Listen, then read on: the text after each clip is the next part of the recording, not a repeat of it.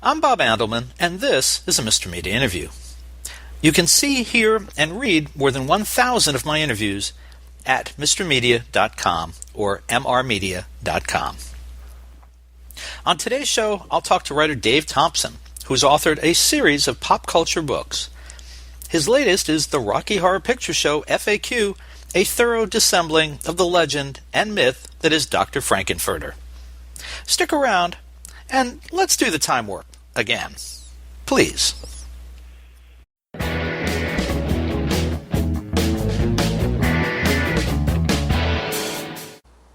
I couldn't begin to count the number of times I've seen the Rocky Horror Picture Show on the big screen. But it's a lot. That's because in college, I worked at the Royal Park Cinemas 4 in Gainesville, Florida, and every Friday and Saturday night it was all hands on deck come 11 p.m. as hundreds of cosplayers, not that we called them that in 1979 and 1980, lined up for admission to the greatest midnight show in town, the Rocky Horror Picture Show. I was the guy at the door tearing tickets, and occasionally the projectionist, concessionist, or ticket seller seeing it all. Honestly, my young mind wasn't ready for it then, and I'm not sure I can wrap my adult brain around it any better now in 2016. The Rocky Horror Picture Show was an abject failure in its original theatrical release, but one that found a second life by literally creating a midnight circuit around the globe. It spawned multi-generational fans who dress up as their favorite characters, shout obscenities at the screen, act out the musical numbers, know every word by heart, and occasionally get drunk and screw right there in the theater. Now, we minimum wage employees found the empty liquor bottles and used condoms, always in close proximity, on the floor afterward to prove it. What many people don't know is that while the movie gets all the attention, it started life 4 decades ago as a British theatrical production in Chelsea and endures today all around the world. Dave Thompson, author of more than 100 books on rock and roll and pop culture, including biographies of David Bowie, Robert Plant, and Kurt Cobain, has produced the Rocky Horror Picture Show FAQ, easily one of the most definitive tomes on the cult classic. And with that, Dave Thompson, welcome to Mr. Media. Hi, thanks for having me. Good to have you here. And Dave, can there ever be too much written about Rocky Horror? Yes, there can. Not the answer I was expecting. Okay, tell me. How does that happen? Gosh.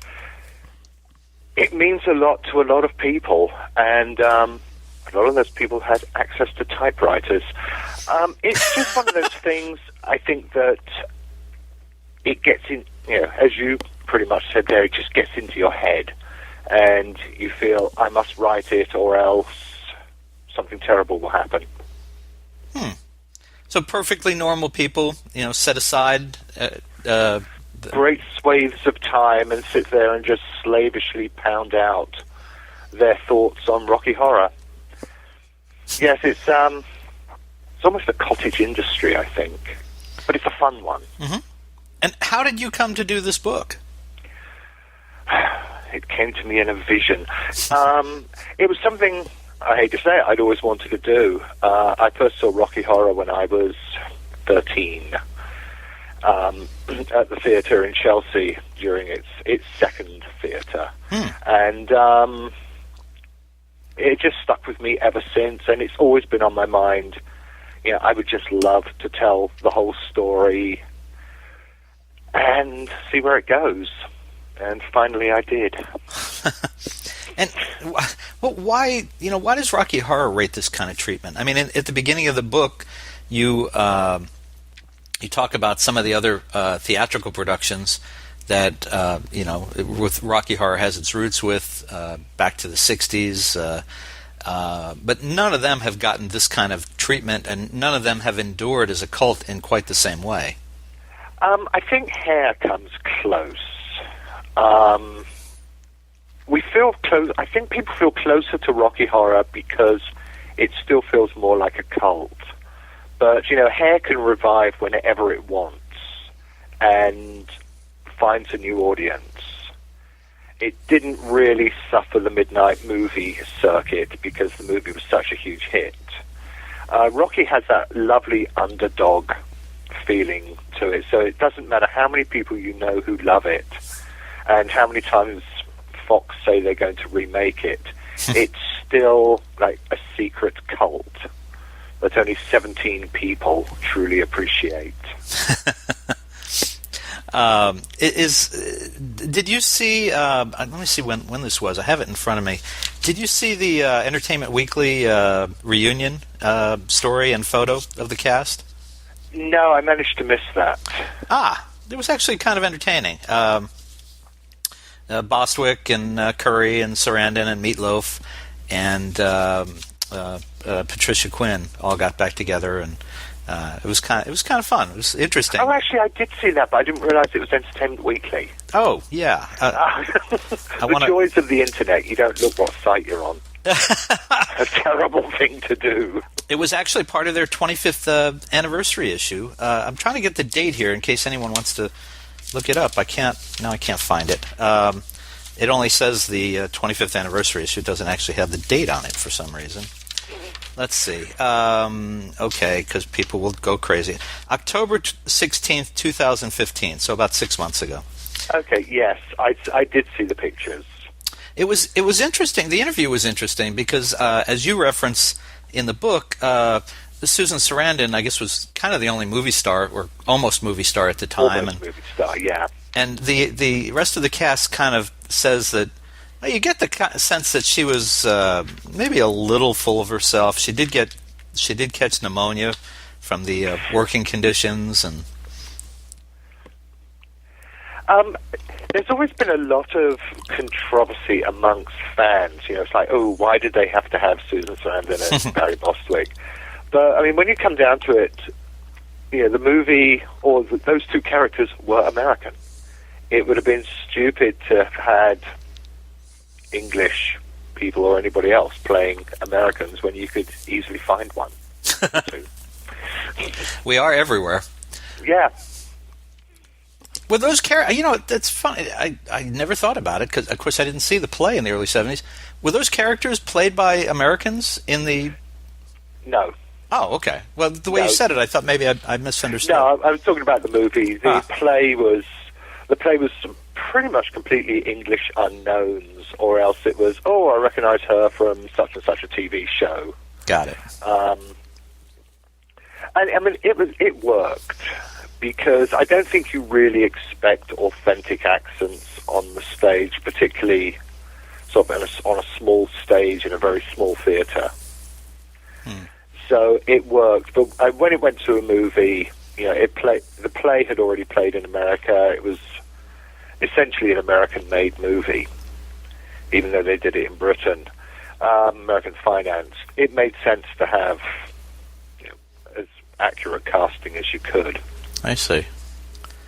Yeah, it's interesting. Years later, I found myself working at the St. Petersburg Times newspaper with a guy, and I knew him for years, and his name is Terry Tomlin. I did not know for years that he was Susan Sarandon's sister.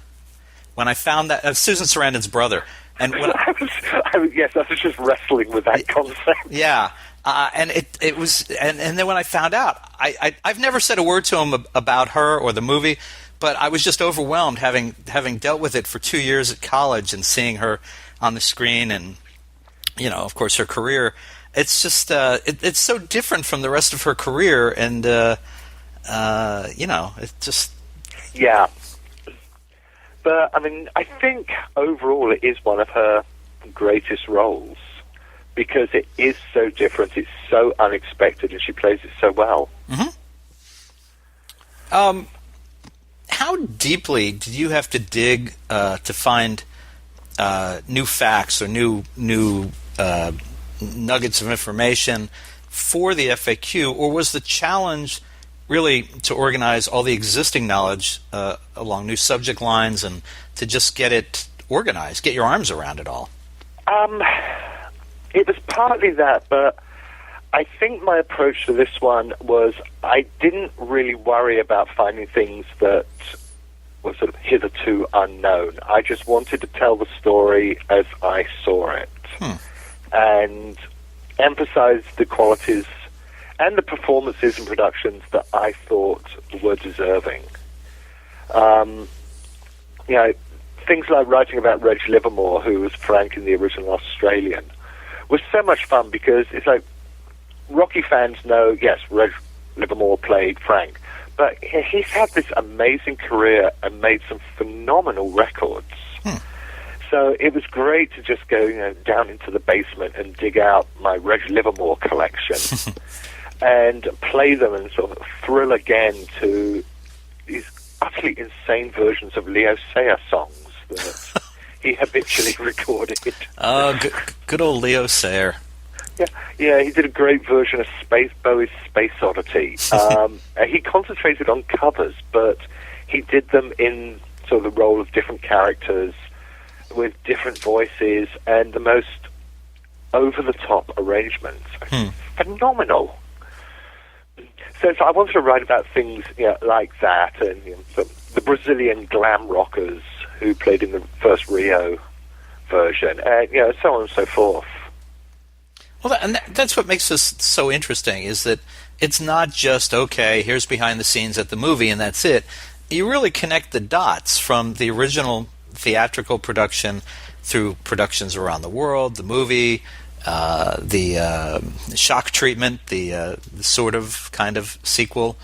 And the rest of Richard O'Brien's sort of playwriting career, because that also... Everybody knows Richard wrote Rocky Horror and did the stuff more recently, but there was a whole slew of musicals that he wrote during the 70s that just got completely overlooked. I mean, they got nailed by the critics. I was about 17. I went to see one he did in London. It was called Disaster, and really it was a disaster, but I loved it. It was... In its own way, it was as good as Rocky Horror. I remember very little about it, but I remember being just completely overwhelmed, and it was great to sort of dig into the memory and just recall that, and then look at some of the other things that he did. And likewise, Tim Curry has played so many brilliant roles over the years that you don't want to nail him just as Frankenfurter. Right. You want to catch some of these other roles. And again, his musical career, 3 terrific albums in the late 70s that really are forgotten today. So a lot of this book, you asked earlier, has too much been written about Rocky Horror. I think with this book, I did try to sort of focus on areas that haven't really been written about. Not to be contrary, but simply because those are the things that have always interested me. I've always enjoyed Curry. As a matter of fact, I've always felt like we've never really gotten enough of Tim Curry. No. It just seems like this is a guy who should be working more in bigger projects. And, he's, 68, 69 at this point, so that's probably not going to happen, but I always felt that we were lacking enough of his work. I mean, he did a brilliant Shakespeare for the BBC pretty much straight after the Rocky movie. And then, of course, he was in Legend, which is one of the all-time great, awful movies.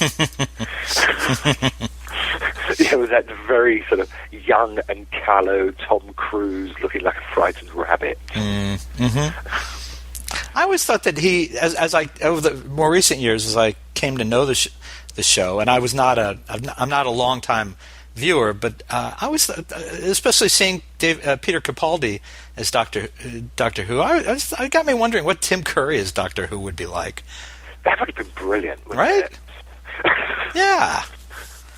Yeah, Tim Curry is one of sort of the great uncast Doctor Who's. It's him and Robin Hitchcock. Oh, that's another interesting one. Now, you actually there's a point in the book where you actually connect the dots between Rocky Horror and Doctor Who. Is it too much to ask you to explain that to people? A lot of the cast went from one to the other in either order. Patricia Quinn was in a particularly great episode in the 80s where she just played this sort of almost like a sort of a German World War II commandant. She was terrific. But yeah, a lot of Doctor Who cast members have at different times been in different productions of Rocky, and yeah, it was fun drawing those lines together. Because I am a big Doctor Who fan. Do I recall? No, I don't have it open to the page. David Tennant. There's a connection with David Tennant, even.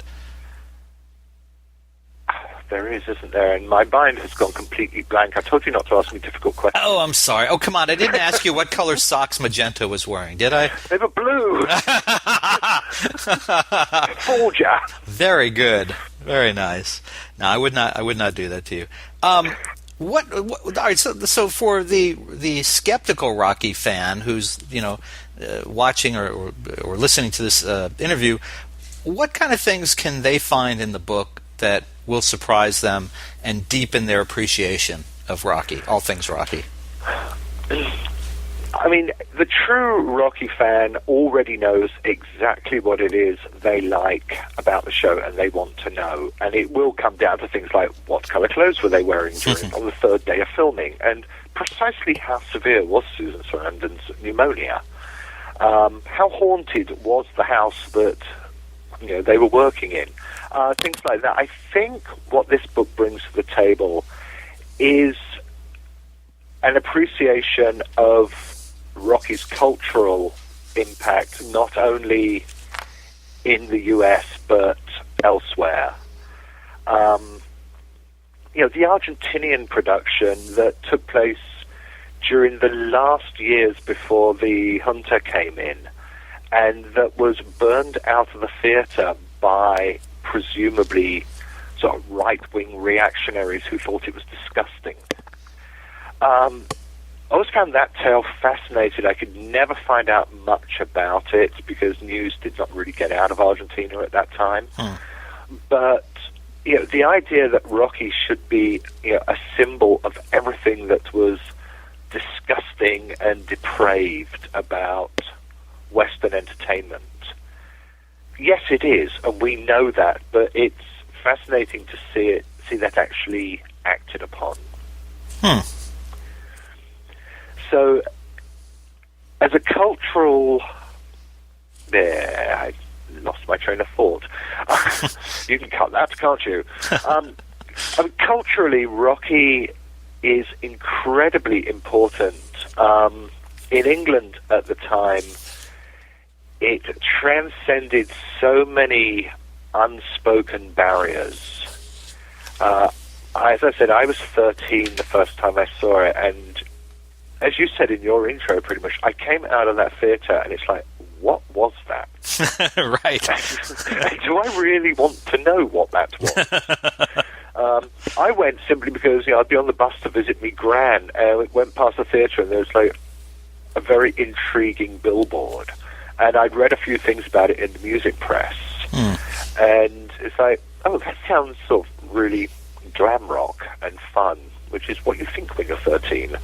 And I was utterly stunned by it, and I think in a way Rocky is really how I got interested in the history of not fringe theatre, but theatre that pushed boundaries on a major stage.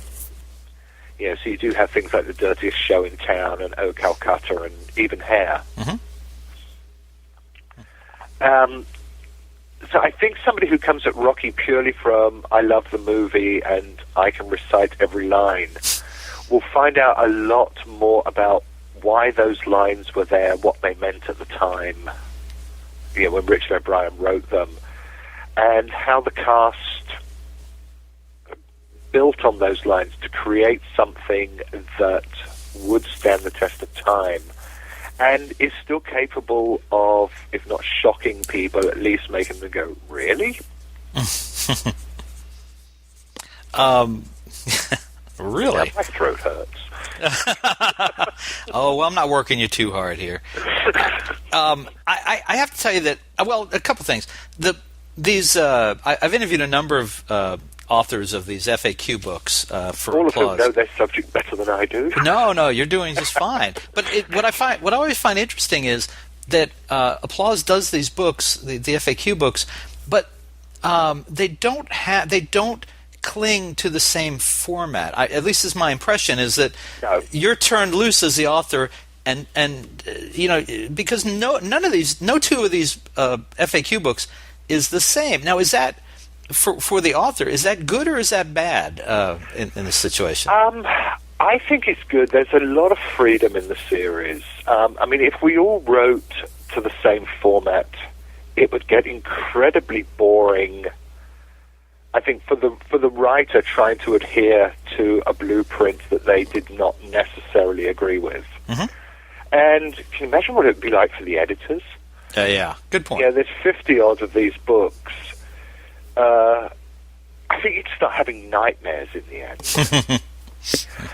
One thing I like about the book is that although it's called FAQ, the questions are not really asked. They allow the reader to almost like, it's like those make your own adventure books. It's like make your own questions book. Mm-hmm. And you will find the answers somewhere within. Right. And is there, do you have a particular chapter that you were proud to get past an editor, for example? Because you do get to plot these things out mostly on your own. Is there? Yes. No. I mean, that's the other thing I love about this series is there's no you can't say that or do that. I mean, I have a habit in this book, I will admit, of sort of wandering away from Rocky to talk about things that are tangentially linked. That's fine. As long as it sort of as long as the connections are there and you're still connecting the dots, it's fine. A lesser editor might say, "Oh, that feels irrelevant. A reader will get bored." It's like, that's not the case here. It's one of the few series of books. Let me rephrase that. One of the few successful and long-running series of books that doesn't underestimate the reader, which is becoming an increasingly rare phenomenon in present times. He said very disapprovingly, "Yes, children, I am actually 200 years old, and I'm bemoaning the fact." Well, yeah, because we do live in an age where a lot of magazines, an increasing number of books, are basically big headlines and shouty sound bites. Mm-hmm. The FAQs, I think, allow the writer and the reader to relax into information. There doesn't have to be 50 exclamation points on every page. Right. And we don't need to be continually reminded how exciting everything is. And one of the things, this is what I was getting at, one of the things I really love about the book, this particular FAQ, is the chronology at the end of the book in which you build this timeline of really every significant Rocky Horror development, starting from the birth of Charles Atlas on October 30th, 1893, on through the play opening at the Signet Theater, I think in San Diego, just last month, March 2016. Now, okay, I will admit that was a pig to put together. Yeah, okay. Because every time I'd think, I'm done, I would say, oh no, I haven't included. So yeah, that was an awful lot of legwork or mouse work, actually both. But it was so rewarding when I finally decided I could not add another line or else I'd go blind. It is fascinating. I mean, and it goes on and on and on. It's, on and on, I know. And I mean that in a good way. It's, if you're a Rocky fan and you're going to get together with other Rocky fans, you have this resource now that you can call upon, that lays it all out. I thought that was quite interesting. Yeah, I was really proud of the discography as well, because, I mean, there are Rocky discographies online, and I'd look at them and think, wow, that's really complete, but, they've missed out.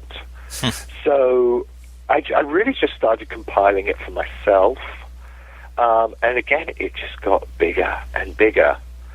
And finally, it's like, this has to go into the book because it's so insane. Well, and it's quite useful. You really need to know, like 150 different versions of Time Warp, right, that are out there. Well, it's a great song. I want all the versions I can get. I don't know. There are some really horrible ones. I want to share with people exactly how long this is now that we're talking about it. It begins on page 279, and this is just the first appendix, the chronology, and it goes on to page 332. Doing the quick math in my head, that is 53 pages of chronology. Holy crap. I know, and it's like, normally if I encountered that, I'd think it was just padding. But right. When you actually just sit there and go through it, date by date, it's like, wow, you could never have fit all this into the text. The book would have ended up telephone directory sized.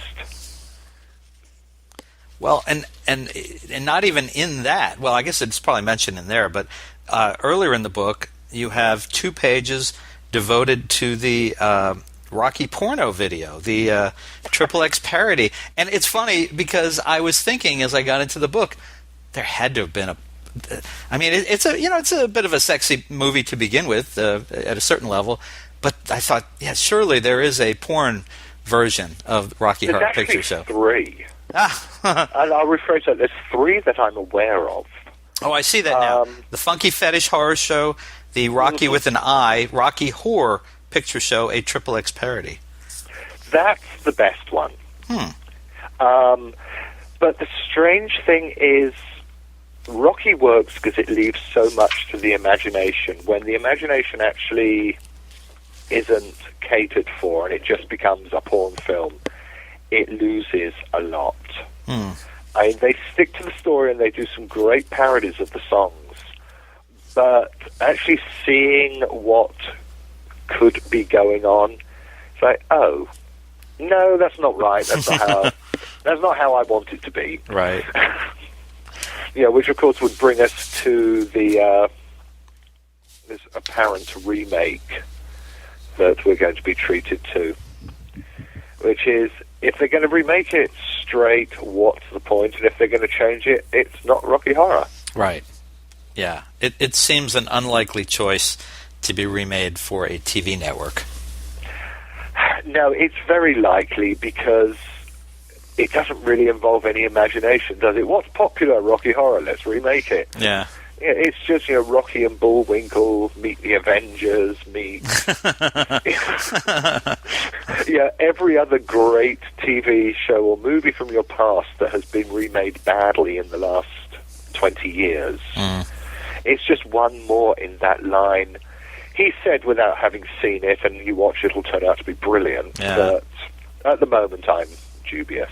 I was surprised. I in all fairness, I have not been a fan of some of these network television theatrical remakes. I watched a few minutes of Peter Pan, and that was all I could take. But I watched the Grease production that Fox mounted, and I had to admit, when it was over, that I had sat through the whole thing, and I was pretty dazzled by it. And I thought, really? Yeah, I thought maybe there are, and I love the movie more than anything. But I thought, they actually may have added something to it here that was clever, and it was certainly done by someone who who got it, who understood what made it charming and what made it provocative, and just what made it fun to watch. And hopefully that's the kind of person who gets a hold of redoing Rocky. Because that does make a difference. It does seem to be very rare.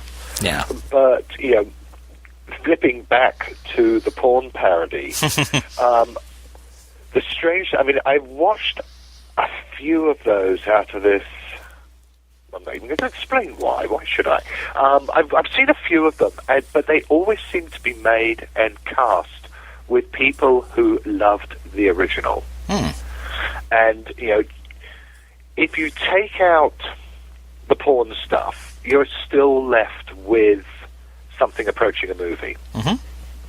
And you're still left with something that understands the spirit of the original movie. Not every parody does it, but the good ones catch it. The Bewitched one was hilarious. Well, I might just go have to look one of those up. Yeah. Now, how as someone who has probably seen the film several times over and doing the book, Probably not as many as you have. well, that's sort of what I'm getting at. Is I've never seen it without an audience, because that was just, that was the way I saw it, because I had to work it week after week and deal with it. But how different an experience is the Rocky Horror Picture Show without an audience, to watch it on a DVD, for example, in the comfort of your own home, without 10, 20, 300 people around you? Is it still as entertaining? I think it's more entertaining, but I'm one of those people who doesn't even like to hear popcorn being rattled when I go to the theatre, let alone people with water pistols shouting out the dialogue a few seconds before it's spoken. I'm a total curmudgeon when it comes to that. So First time I saw Rocky with audience participation, I was horrified. And then tried to imagine sort of other favourite movies with the same thing, like Performance or Cat People. Well, and I know, right, Cat People. Cat People would be interesting. But it has to be the Natasha Kinski, Malcolm McDowell one. Right, that's what I was thinking. Yeah, that would be interesting with a live audience that was interactive. Behind you! Or Polanski's Tess would be a great audience participation movie. Oh, I don't know that I could think of that. I was thinking, as you said, Cat People, I was thinking of Nosferatu, the Kinski remake. Yes, that would be great. That would be interesting, yeah. I mean, there's a lot of movies that I think would work better audience participation than Rocky. Rosemary's Baby. Oh, sorry. The Exorcist. Could you imagine? Yeah. Yeah, I had the former Entertainment Weekly film critic Owen Gleiberman on about 2 or 3 weeks ago, and we were talking, and Rosemary's Baby was the movie that his parents took him to see at a drive-through when he was 9 years old, and it wound up having quite the impact on him. And so when you said Rosemary's Baby, I was laughing, thinking of him as an adult having been seriously harmed by that movie, going to and seeing people talking back to the screen and all that kind of thing. So I gather that maybe you have not ever dressed up to be part of the cast. Have you been through that? No, although again, when I was a teen, my girlfriend and I did sort of go through a Magenta and Riff-Raff phase. She was Magenta, I hasten to add. Once you said girlfriend, I didn't even think twice about it. But if you felt the need to clarify, okay. It was great because London at that time, we're talking sort of the late 70s, London was just alive with just junk shops where you could buy the coolest clothes. And she found pretty much a whole sort of 1920s maid outfit. And it was like, that is just such perfect Magenta. So then I had to sort of reciprocate with the Riff-Raff. And I think we may have gone to the theatre dressed as that once. Oh, interesting. But more sort of out of a sense of mischief, and because at the time nobody else was doing it, so we probably looked a right couple of idiots. But we were like those people that go to craft work shows wearing red shirts and black ties. And you all thought of that independently? Oh my! Well, so before we let you go, what's next? How do you top the Rocky Horror Picture Show? Well, my most recent is a book about David Bowie cover versions. Ooh. Which is called The Freakiest Show. And I just decided, it's been another of those sort of long-standing, dirty little habits of collecting bad cover versions of David Bowie songs. And then one day I decided, wouldn't it be fun to get good ones as well? and then wrote a book reviewing what I consider to be the 300 best, and then just doing a very long and uncommented upon list of everything else. Wow. Which, really heroic people would sit down at YouTube one day and just go through one at a time and probably scar themselves forever. And my next sort of big book is another FAQ on Robin Hood. Robin Hood, really? Yes. Douglas Fairbanks to Kevin Costner to Mel Brooks and... No, this is more like Hereward the Wake to Jonas Armstrong. It's going to be sort of like Rocky Horror. It's the full story, going back to sort of pre-Robin Hood medieval legends through to... I'm sure there'll be a new movie or TV show out by the time I'm finished. No doubt. So through to that. Wow. It's great fun because I can watch old Robin Hood TV shows and twang rulers on the table so it sounds like an arrow.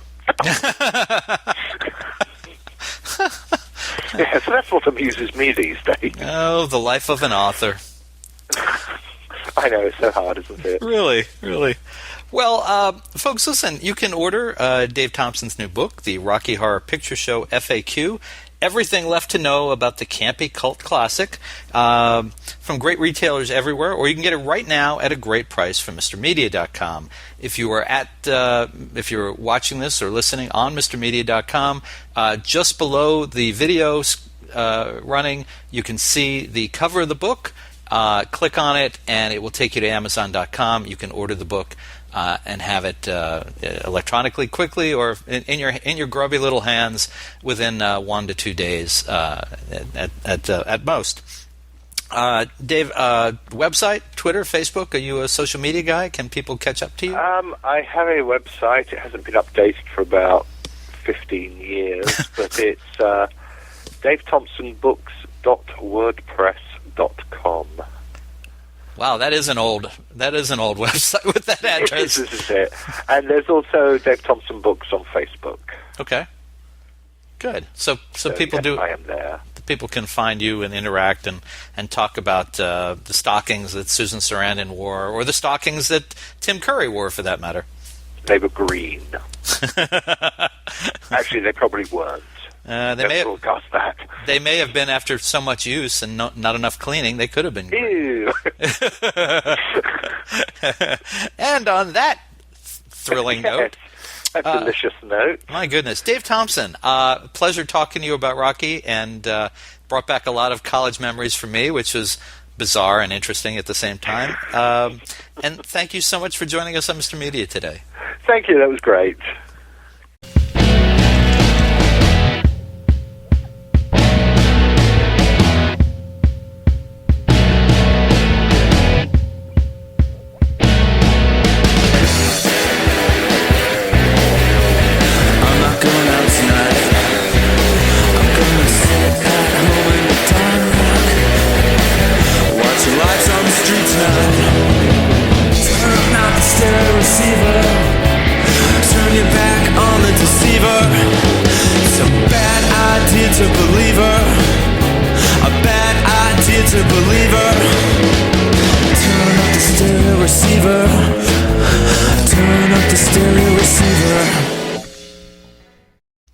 Mr. Media is recorded live before a studio audience full of Riff-Raffs, Magentas, Columbias, Brads, and Janets. Damn it. Far more than one tiny living room can possibly contain. In the new media capital of the world, St. Petersburg, Florida.